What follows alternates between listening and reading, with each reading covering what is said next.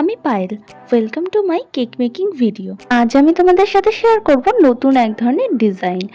আর আজকে আমার এই কেকটা ছিল 1/2 পাউন্ডের, আর এর ইনসাইড ফ্লেভার ছিল রসমালাই। তোমরা যারা হোমমেড কেক খেতে পছন্দ করো তারা কিন্তু এই ফ্লেভারটা অবশ্যই ট্রাই করো। এটা খুবই খুবই টেস্টি একটা ফ্লেভার। ভিডিওর একদম শেষে তোমাদেরকে আমি এই কেকের রিভিউটা শেয়ার করব।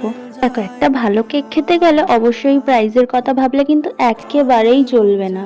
যেমন এই কেকটার প্রাইসটা যেরকম, সেরকম কেকের ফ্লেভার প্লাস কেকের টেস্টও ভীষণই ভালো হয়, কারণ এর মধ্যে রসমালাই ফ্লেভারের সাথে সাথে ড্রাই ফ্রুটসও অ্যাড করা হয়, যার জন্য কেকটা আরও বেশি টেস্ট হয়।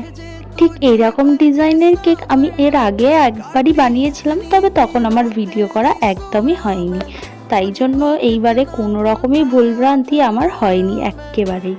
তাই বলবো যে নতুন নতুন ডিজাইন তোমরা কাস্টমারকে অবশ্যই কিন্তু সাজেস্ট করবে, এতে তোমাদেরও সুবিধা হবে।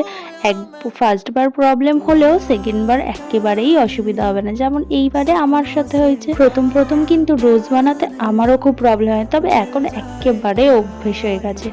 আগেরবার যখন আমি কেক বানিয়েছিলাম তখন আমি একটা ভুল করেছিলাম, সেটা হচ্ছে এই কেকের ব্যাকে আমি ক্রিম দিয়ে একেবারে প্লেনভাবে কভার করতে চেয়েছিলাম, যেটা একেবারেই হয়নি, অনেকবার ঘেটে গেছে। তাই জন্য এইবারে আমি আইডিয়া করে এরকমভাবে ব্যাকের ডিজাইনটা করে দিয়েছি। তারপরে শেষে কিন্তু দেখতে ভীষণ ভালোই লাগছিল। তোমরাও কিন্তু ট্রাই করতে পারো। তোমরা ভাবছো তো এই ফটোটা আমি কেন আবার ইউজ করছি, কারণ আমার এই কাস্টমার আবারও আমার থেকে কেক নিয়েছে তাদের এই রেজিস্ট্রি ম্যারেজের জন্য। এবারে তাদেরকে এই ফ্লেভারটা আমি সাজেস্ট করেছি, যেটা ওদের ভীষণই পছন্দ হয়েছে। ওদের কাছে কেমন লাগলো অবশ্যই আমাকে জানিও। বাই, দেখা হবে নেক্সট ভিডিওতে।